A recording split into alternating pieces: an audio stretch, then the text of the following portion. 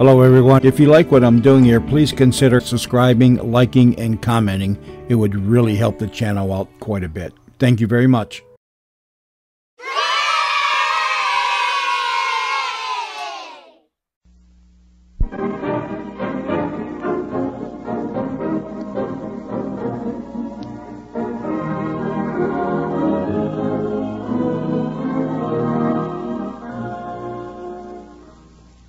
Hello, this is Alan Prescott. Hello, this is Jean Colbert. Having enlightened you with those two astounding facts, let's go a little further. Sure, we want to go a little further and talk about the most popular girl in the world. We were out to see her the other day. You can go too if you like. What we have in mind, in case it's a little early for you to catch quickly, is the Statue of Liberty. In the first place, let's get her name straight. The lady's proper name is the Statue of Liberty Enlightening the World. How'd you learn that? Well, I just read books all the time. And this liberty was given to the American people by the people of the Republic of France as a symbol of the alliance of the two nations. See how much I know. Oh, sure. Some symbol, by the way. Miss Liberty weighs 225 tons. Now, there's a girl who never worried about her diet. And in case you want to ask her to dance, she stands 300 feet 10 inches above sea level. Very bad for the Roomba. Now, don't overdo it, Alan. Miss Liberty is only 152 feet high, and all the rest of her goes into her foundation and part of the island that she stands on. Still tough on the Roomba. Getting your arm around Miss Liberty would be quite a problem because she's 35 feet around her waist. No, thick at the waist. Oh, thick at the waist. How do you know? Well, I'm looking at the same paper. It says so right here. And her head is 10 feet thick from ear to ear, and her mouth is 3 feet wide. I thought maybe you'd try. No, indeed. I'll reach a long way, but not that far. That's not a very flattering description of a girl, but in days when they built Miss Liberty, they built girls to last. Now, seriously, even if you're a native New Yorker, you should make a trip out to the Statue of Liberty. You can go out there and back in surprisingly little time. Why, sure, it only takes 45 minutes for the round trip from the Battery, and you should allow yourself about an hour to sightsee around the statue. Oh, and right here, there's a rumor we'd like to scotch, too. It's been erroneously reported that the arm of the Statue of Liberty is closed because it's been condemned for structural reasons. That ain't true. They told us out there that the reason Miss Liberty's arm can't be climbed into is, in the first place, it's rude, and in the second place, you have to go up a 40-foot ladder. And if you have ever tried to pass anybody in the middle of a 40-foot ladder, why, you know that it has nothing to do with the love of life, liberty, and the pursuit of happiness. We brought all this up about the Statue of Liberty because it was just about a year ago that the old girl was lit up again. I think Alan puts that rather bluntly. Uh-huh. Miss Liberty was lit with electric lights and not 2 or 3 barrels of champagne, as you might suppose. Incidentally, Samuel Hibben, the Westinghouse director of applied lighting, who had the rather large problem of getting Miss Liberty lit, ran into an awful lot of obstacles. One of them was a 60-mile-an-hour wind which blows around the torch, and then the terrific heat created by the cluster of lamps within the unventilated torch is quite a problem, too. In other words, it wasn't as simple as lighting up Junior's Christmas tree. The reason we tossed all this in your direction is that we think a visit to America's most famous statue is worth your while. Did you know that in 1945, 500,000 people thought it was worthwhile to go and see it? Gene, I kept thinking we were out there about the last time I visited the Statue of Liberty. You know, some time ago I had a summer job, and Saturdays off were very precious. But I had a little cousin come to visit me from Springfield, Massachusetts. Oh, how nice. Well, yes, I thought so, too. My mother pointed out that I was duty-bound to entertain the little girl, and ducking the job herself, she made me take my little cousin out to the Statue of Liberty. It was an awful chore, but I went through it with grim cheerfulness. Well, did your cousin like it? Well, that's the point. After I dragged her out to the Statue of Liberty and dragged her back, I finally said to her, "Well, Janet, how did you like the Statue of Liberty?" And she said, "Oh, I think it's all right, but it ought to be in Springfield, Massachusetts." I have a Statue of Liberty story, too. Years and years ago, a long, long time ago, when I was 5 years old. Oh, it's not that bad. Now, come. I had the whooping cough. And at that time, there was a superstition that if you took a sea voyage, you'd get rid of the whooping cough. I never heard of anything like that. Is that right? Mm-hmm. So my mother took my twin brother and myself, we both had it, on a daily visit to the Statue of Liberty for 6 weeks. The caretaker couldn't figure the thing out, and he finally reported us as suspicious characters. I would love to have heard your mother try and get away with an explanation for what she was doing. You don't know my mother. I'm sure she convinced the attendant so that he wanted to sell extra tickets to whooping cough patients. You know, Gene, Outside the Statue of Liberty, I didn't mean to rush in and change the subject that fast. I thought that was very funny, Gene. You did? You I like that whole thing, yeah. Gene, outside the Statue of Liberty, I think one of the most astounding sights in New York is the gardens here at Rockefeller Center. So do I. Isn't it wonderful in the middle of a great big city you can come out and look at all those beautiful flowers? And the thing that's always struck me as perfectly amazing about this garden... Well, they are perfectly amazing. No, you know what's surprising? Nobody ever seems to swipe the flowers. I think that's pretty wonderful. I do, too, and in a town where you're told to keep off the grass or not to walk on the certain side of the street, they don't find it necessary in Rockefeller Center to put one keep-off sign. Did you notice this morning the Easter lilies are in? What'd they do with all those tulips? The tulips. Oh, tulips, I said, didn't I? Tulips. Tulips. Well, don't you know what they do with the tulips? No. The gardener, Mr. Vanderhoek, Mr. Vanderhoek? Should we spell it? Yeah, how do you spell her name? Vanden, capital Hoek, Vanderhoek. Honestly, Jean's Dutch. so remarkable. She knows how to pronounce all the languages. She pronounces read. French very good, too. Oh, oui. Well, Mr. Vanderhoek told me that they take the tulips up and they dry them, and then they replant them on the roofs of Rockefeller Center. Oh. Say, Alan, how many tulips do you think there are around Rockefeller Center? Let me see, about a dozen. Oh, you're almost right. There were 6,000 tulips. That was a good guess, wasn't it? Say, I want to talk about what everybody's going to see in those gardens tomorrow. Oh, yeah. There are more than 1,000 white Easter lilies. They have on them from 5 to 8 full-blooming blossoms. Now, let me see, that's about 8,000 lilies. Well, perhaps 8,004. You can have the extra 4 lilies. Oh, thank you. You're most generous. Thank you very much. Not only are there flowers, but there are going to be big doings on tomorrow. The Rockefeller Center choristers. What are choristers? Choristers? Don't you know what choristers are? No. Choristers are people who sing. Oh, yes. Anyway, the Rockefeller Center choristers, 165 men and women employed at the center, are going to sing at the United Easter Dawn service, sponsored by the Greater New York Federation of Churches at the Radio City Music Hall. What time's that? At 7 o'clock on Easter morning. Oh, that's definitely a dawn service, isn't it? Jean, let's buy Rockefeller Center. Okay. It only cost $59.5 million to build, but I suppose we could get some of that knocked off because it's used now. I've never gotten over the feeling of wonder about Rockefeller Center. Do you know, Jean, that the rentable area, all the area they can rent, in Rockefeller Center, would triple-deck Fifth Avenue from Washington Square to 120th Street? Well, do you think it's going to lie down? Well, not for a minute anyway. Oh, here's another fact that may astonish you. The steam used annually in Rockefeller Center would heat 2,000 six-room houses for a year. 2,000 six-room houses? Mm-hmm. Oh, now you're just showing off. Say, I know a few things about the place myself. Did you know that the Center Theater has the world's largest chandelier? How big is it? 20 feet in diameter, and the chandelier weighs over 6 tons. You needn't worry about the center sinking into the ground either. Why not? Well, because the buildings in Rockefeller Center are 400,000 tons lighter in weight than the rock and the earth that they took out when they built the center. See? I think that's a very interesting thing. I've always worried about that. I thought they kind of loaded the earth down when they put up all this structure.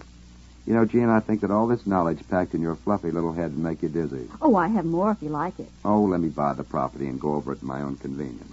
Say, Alan, do you know that the Milkmaid Company and only Milkmaid uses real honest-to-goodness, pasteurized cow's milk and cream in beauty preparations without having it turn rancid and without it losing its potency? Did you know that? How'd we get into this? Well, nothing like this has ever happened to your skin. Nothing's happened to mine as far as I can see. It's right there on my face. All this is for girls. Oh. Alan, you look at the packages while I talk about Milkmaid. All right. Milkmaid cleansing milk does new things to your skin. It's made from 80% pasteurized milk. Just imagine that, 80% Very pasteurized pretty milk. package. I like this thing. You just smooth it on, you rinse it off, and your face feels tingly clean. It gives it that tingle, Here's some stuff in a bottle. What's this stuff? Oh, that's the next thing you use. That's Milkmaid Emotion. It is? Sure it is. And after you use the cleansing milk, you soften and protect your skin with Milkmaid Emotion. I do? Why, certainly. Milkmaid Emotion absorbs quickly and leaves an exquisite base for makeup. It's a grand powder foundation. Smells good.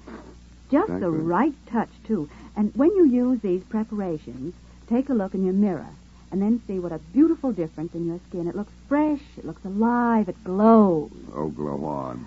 The one thing you probably wouldn't know about, Alan, and I do because, from my own experience, it's the new kind of skin feeling and the new beauty satisfaction that these Milkmaid products give a woman. That's why we're pleased to have Milkmaid as one of our sponsors. As our sponsor, period. As our sponsor. After using Milkmaid on your skin, your complexion has that well-scrubbed, clean feeling with that appealing and delightful glow that comes from deep-down skin cleanliness. Nothing like this has ever happened to your skin. Gene, did you say where to get it? I didn't, but I am going to now. Oh. Milkmaid preparations are sold at Bonwit Teller, Saks Fifth Avenue, Lord & Taylor, and at McCreary's. As a matter of fact, you can get Milkmaid at better department stores and specialty stores. There we are. Oh, Gene, wait a second. Here's a jolly little bit that was sent in. Listen to this. It begins with the title, Let's Get Better Acquainted with Beets. Beets are a jolly vegetable. I don't believe it. Now let me see that. There it is. Uh-huh, it does. It says exactly that. Not only that, but it says, beets are a member of the goosefoot family. Is that good?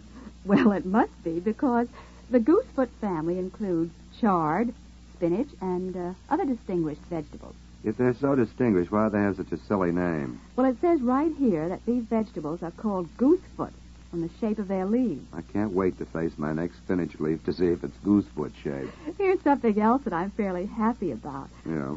Do you know, Alan, that mushrooms are the sitting-down member of the vegetable family? Well, it's not one of the things I have tattooed on my right arm, but what brought it up? This note I have here says that the mushroom is always round-shouldered and hunched over, and an example to all other members of the vegetable family of what can happen when one spends one days with a droopy outlook on life. With a comment like that, any self-respecting mushroom could sue for libel. Oh, no. They cover themselves right there. Yeah. They ramble on to say, and I quote, Yeah. though mushrooms may be round-shouldered, they're no slouch when it comes to flavor. This is making me ill. It is? Well, wait till you hear this one. Yeah. Here's another quote. The mushroom makes a queenly thing of a rather dull idea. I'm glad, aren't you? Oh, yes, I'm tickled. Well, what other fascinating topic have you? Celery, you know, belongs to the parsley family, and it's a cousin to carrots and parsnips. Jane, stop playing with your food. Let's talk about something else. Okay. I'd like to talk about the exhibit of the photographs at the Camera Club. Oh, yes, that's the thing you went to the other day. Mm-hmm. Before you tell about that, Gene, tell what the Camera Club is, you know. Well, the Camera Club is the oldest incorporated organization of amateur photographers in America. It has one of the largest photographic libraries in America. And ever since 1884, the Camera Club has been a meeting place of people who are camera crazy and film crazy. Did you see a lot of pictures up there? Why, yes, I did. There's an exhibition of photographs by W. Eugene Smith. W. Eugene Smith? Who's he? Oh, Alan, W. Eugene Smith? Definitely. Why, he's that wonderful life photographer who took so many magnificent war pictures in the Pacific, remember? Oh, yes, all those wonderful pictures in life. Well, I guess he didn't take them all, but he took a lot of those pictures in life. The exhibition is really a joint exhibition with his mother, Nettie Lee Smith. Oh, incidentally, Mrs. Smith, his mother, does all of Gene Smith's processing, developing, and printing. Well, what were the pictures about, Gene? Were they war pictures, all of them? First of all, there were some excellent pictures of well-known people. There's a swell action picture of Betty Hutton, and there's some pictures of Hazel Scott and Vincent Price, the movie actor, and one of Paul Robeson. Oh, yes. You mean they're all portraits, then? No. Practically none of the pictures were posed for. For instance, there's one of Wendell Willkie asleep on a couch. Huh. What else did you say, Jane? I saw those war pictures, and they were simply marvelous. Oh, these are the ones he took out in the Pacific, Mr. Smith. There's one of Lou Ayres and a wounded Filipino guerrilla. And then there are beautiful pattern shots showing tracers and bursts of anti-aircraft shells over Okinawa at night. And I saw an impressive and simple photograph of the grave of a U.S. Marine at Saipan. Really, there's so many pictures to tell you about. I think you should go to the exhibition and see it for yourself. Well, what about the photographs that Mrs. Smith made? We haven't said anything about those. Me, Mama? Yeah, Mama. Well, they were charming. I think that women would particularly like them.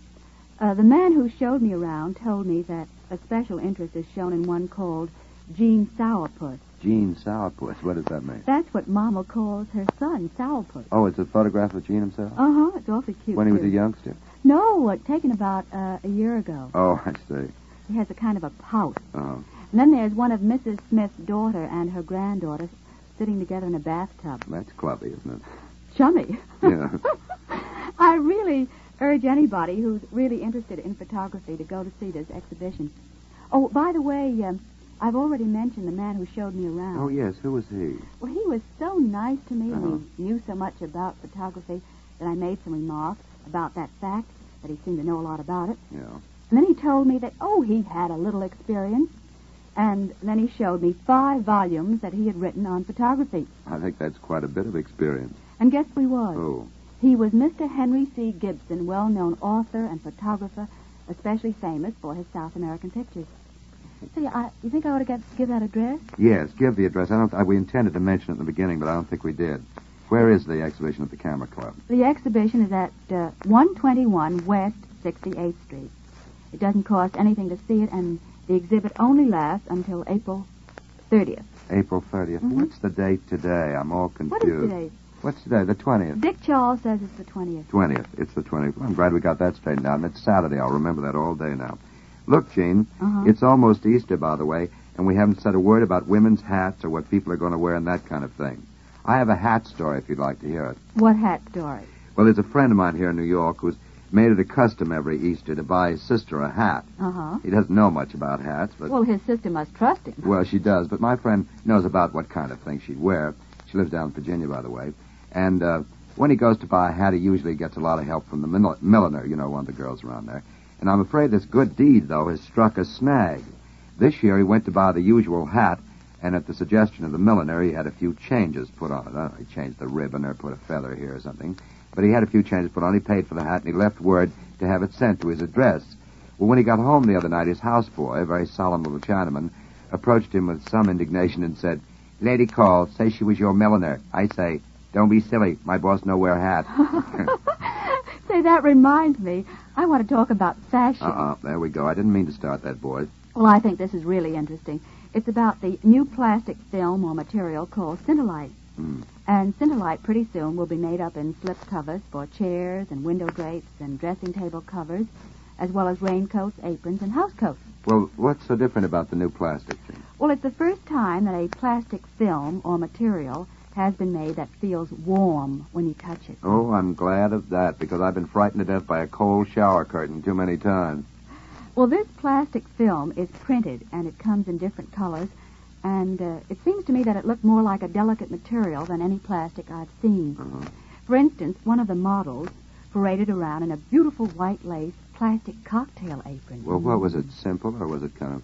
It was lacy looking. Oh. And then some of the other girls wore plastic quilted robes. Well, are there any other different qualities that recommend this, what's the name of it, Cinderlite? Cinderlite. Cinderlite. They told me that Cinderlite, that's what it's known as, withstands grease and chemical stains. It has no odor, it has no taste, and besides this, it's waterproof and mildew-proof. I'm glad about not having any taste. People chew on their sleeves and all that sort of thing. Tell me, are the articles made out of this very expensive, Gene? No, not very expensive. They haven't exactly come on the market, but you'll be seeing them shortly. You'll be seeing everything from shower and window curtains to evening coats made out of Cinderlite. Scintillating. Scintillating, yes, indeed. Smart, I wonder what they'll think of next. Say they've thought of a fountain pen that writes for 4 years without being filled. I don't want to hear about that. I enjoy filling my fountain pen. It gives me something to do when I'm not filing my nails. I also enjoy that. Say, Alan, have you heard about the cadoozle? Gene, sometimes I worry about you a little. Cadoozle? What did you say? Cadoozle. The cadoozle. What's the cadoozle? Well, the cadoozle is a new way to market. It's a new automatic food store. It's patented after the assembly line method that American manufacturers devised to reduce cost and increase their production. Oh, I know what you mean. It's one of those stores where all the merchandise is behind glass and you have a key with a perforated tape in it. That's right. It's something like a music roll for a player piano. You insert your key in a slot under lettuce and grapefruit and meat or whatever else you want to buy. Yeah, even lemons and oranges. Sure. And then you hand your key to the clerk who plays back the tape. And with that, believe us or not, all your purchases come rolling down a moving belt and your bill is automatically added. Gene, I bet this would be a new way to end it all. We'll hear about some poor character who tried to add his bill as fast as the cadoozle, I can't say that today, as the cadoozle did, and end by diving into the cadoozle belt with a can of tomatoes in each hand. Cadoozle, what a name. Well, what would you call a thing like that? I don't think I'd like to think about it. Well, the other name that the inventor of the cadoozle thought of was the Piggly Wiggly. Piggly Wiggly. Piggly Wigglies are all over the South. Oh, I know. We've had some trouble at my apartment, too, but the man came put some powder around. Now it's all right. Oh, Alan, we haven't said anything about headquarters. Headquarters? Mm-hmm. What do you mean? You know the restaurant that's run by Johnny Schwartz and Marty Snyder? Oh, yes. Those are the two returned veterans who, when they were in service, cooked for everybody, including the Queen Mother of England and Al Jolson, with no stops between. That's right. They were the cooks for General Eisenhower, you know. Oh, yes, I heard the general stopped in to take a look at the place after the boys went into business. He probably wanted to see if they had lamb stew. You know the lamb stew story, don't you? No. Oh, yes, tell them about that, Gene. That's an amusing story. Well, when the boys were cooks for General Eisenhower, he came back to France after a flying trip to London. And then when he saw the boys back at his headquarters, he raved about the lamb stew that Mr. Churchill had served him. The boys felt that they weren't going to be outdone by anybody, so they put out a lamb stew the next day themselves. And when the general wanted to know how they knew that he liked lamb stew, the boys spoke up and said that that was one military secret that General Eisenhower had let out after his conference in London. So now lamb stew is one of the specialties at headquarters. You know, I understand the place is practically the crossroads of the world. In that if you're looking for an ex-GI pal or some guy you had a drink with in Timbuktu, you'll probably find him at headquarters. Oh, it's practically loaded with generals. All the more reason for going, boys. If you'd like to see a general when you don't have to stand up, sit down at headquarters and watch him mull through his lamb stew. Well, Alan, the way you go on, you think they don't have anything but lamb stew. They have lots of other good American food and French dishes, and I really think it would be worth your while to see how these two veterans are getting along, how they're making out. Yeah, if you want to check in at headquarters, it's over at 108 West 49th Street. Now, so much for that. Gene, I want you to tell the oboe story. Well, once I was lucky enough to have an apartment. This is the one about the musician now. About the musician? Yeah. The oboe player. That's right, yeah. But my across-the-court neighbor, Mr. X, used to keep me awake every morning by playing the oboe. We call him Mr. X because he really exists, and he's very famous, so we decided we better hadn't do anything but just call him Mr. X. This man really exists. Go on, Gene, I didn't mean to interrupt. Mr. X would start practicing the oboe at 5 o'clock in the morning. I finally complained to the owners of the building, and they said they would have to do something about it. Well, I sent in a letter, and I received a very snippy letter. They informed me that I had no right to complain, that I should consider it a privilege to hear the most famous oboe player in the world, no matter what time in the morning, and if I didn't like music at 5 in the morning, I knew what I could do. How do you like that? So I made up my mind that there would come a day when Mr. X and I would meet. Shortly afterwards, I was leaving the house, and I was followed by a man carrying a little black case. I turned and said, "Now look here, Mr. X, I said there would be a day. You've just got to stop that oboe playing." Shrill, ain't she? His attempt to interrupt me got no further than, "But madam, but madam." And then I continued, "Now don't madam me. You've kept me awake for 6 months. I'm on the verge of a nervous breakdown. I know you're the greatest oboe player in the world, but I still have to sleep." And while I caught my breath, my antagonist slipped in a thought. "Madam, what do you think I do?" he said. And I continued to go on. "I know what you do, and you've got to stop it." And he said, "But, madam, I make glow lights for Christmas trees. I was just up to see if Mr. X would buy some. I don't play the oboe." Say, Gene, I think that's a very amusing story.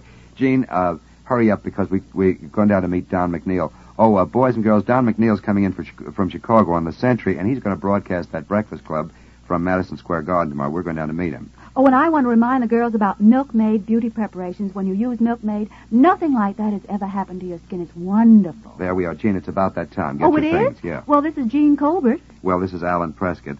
Listen again next Saturday at 8:30, and we'll bring you some more news and chatter about old New York. I've got the door open, Well, Gene. don't always shut me. fool I'll with fall your on my hat. It face. takes you so long to get a bag packed or anything of the kind.